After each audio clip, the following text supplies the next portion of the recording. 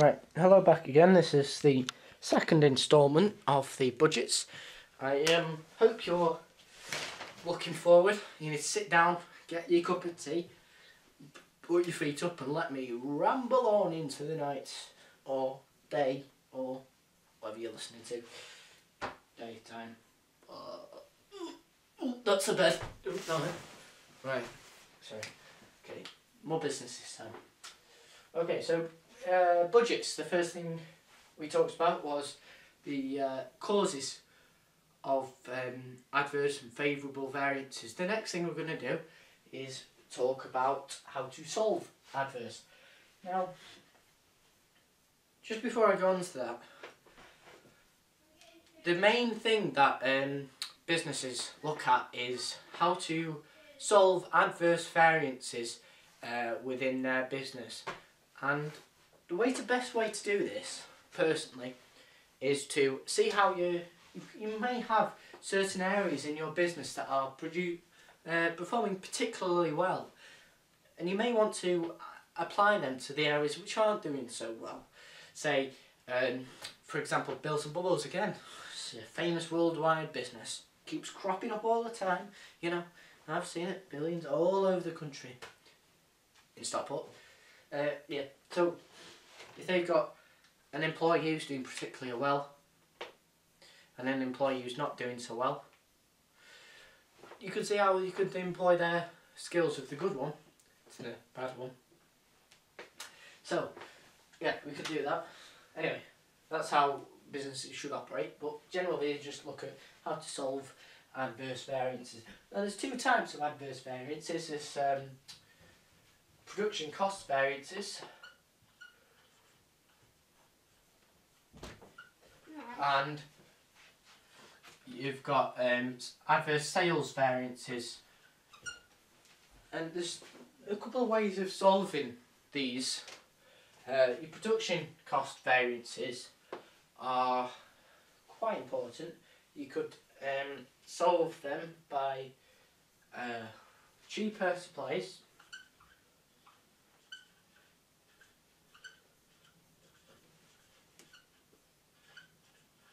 lower wages.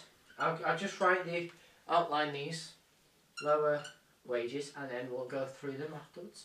Lower wages, increasing productivity,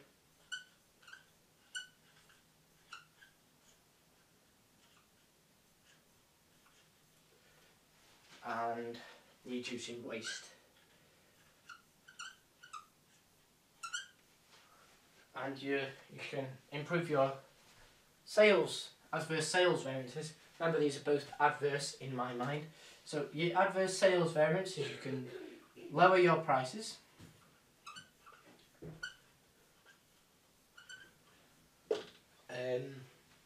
you could increase promotions. Yeah, look at the back of my head now. Great is that.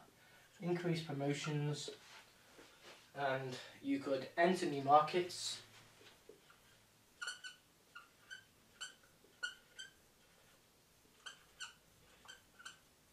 And update product range.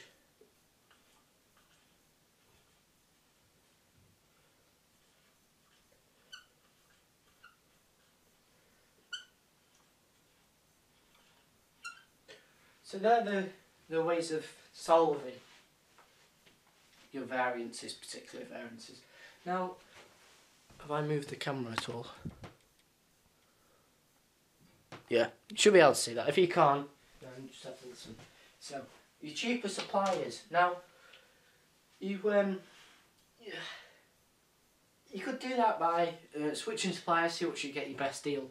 But this could lead to them not being as willing to give you the discount if you only say, when they've got a big discount on, you go, I'm going to be going to buy from you. And obviously that loyalty thing is going to transpire to other suppliers. If they see you're just looking for the best deal, they may not want to supply to you with that deal, because they know as soon as that deal is up, you'll go, bye bye, we'll see you later. Your lower wages. Now, lower wages and productivity and actually waste can all link together. So if you cut your wages of your workers, that means they're going to be less determined. Sorry, just had to pick a pen. So that means you're going to be less determined to work hard for your business. So that means that productivity would decrease and potentially your waste would increase. Now your productivity, your labour productivity, there is a formula for that, and that is the labour productivity is number of workers over products or quantity sold. Oh wait, no.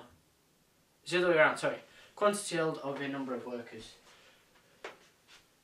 It shows you how much each worker is producing. Yeah. And it's a relationship with unit cost, yeah. So we're just going to time the video. So unit cost. So if you increase your unit cost, then your so you increase your labour productivity, your unit cost will decrease, and then this will mean that your profits will increase, potentially for lowering prices or investment in profits and increase in market share. Oh, so that was all brilliant. Your waste. Now your waste is it's not something that you go, oh, as a crisp packet, we'll throw it onto the production line, gets mixed with a laptop computer, and it creates a cyborg teddy bear that's going to decimate the world and people will die, mass murder. It's not going to be like that. Or is it? No, it isn't. But your waste is machines which are being built and they go through the production line, they come out and your worker says, yeah, that's good enough quality, sell it. And your quality checker, or if you've got one in there, should do. I do it at Bells and Bubbles, that is me. I'm everything. Very flexible. So your waste, yeah, sorry about that. Bad joke that. So your waste is machines which cannot be sold to the public, so they have to be taken apart, and the bits that you can use, if you're making a computer, the motherboard for example, the hard drive, the obviously circuit boards, USBs, etc. Just giving you an example. Well, could be reused, but the plastic to make it may have to be scrapped to get out the hardcore bits inside. You can solve that by something called total quality management, and now it's something that Japanese manufacturers, it's a Japanese tradition. Weirdly, I wouldn't have guessed that with Japanese cars being introduced in Japan, and it's a Japanese invention. It's crazy, crazy world. So, your waste, that's one way of reducing your waste. Now your sales variances could be produced by lower prices. Now, that not necessarily just has an effect on your profits, but it has an effect on the snob appeal. So if you're selling a Ferrari and you cut the price by £100,000 for your next car, for example, then your customers may think, oh well, Ferrari's not such a good brand anymore. If they're selling a car, why are they doing that? That must mean they've cut materials and the quality's lower and it doesn't drive as well in terms of a car. Or if you're any useful products, other products. Now, the demand depends on price elasticity of demand. Now, price elasticity of demand is something else we'll go on to in a bit later, but I'll just give you a quick overview. So PAD equals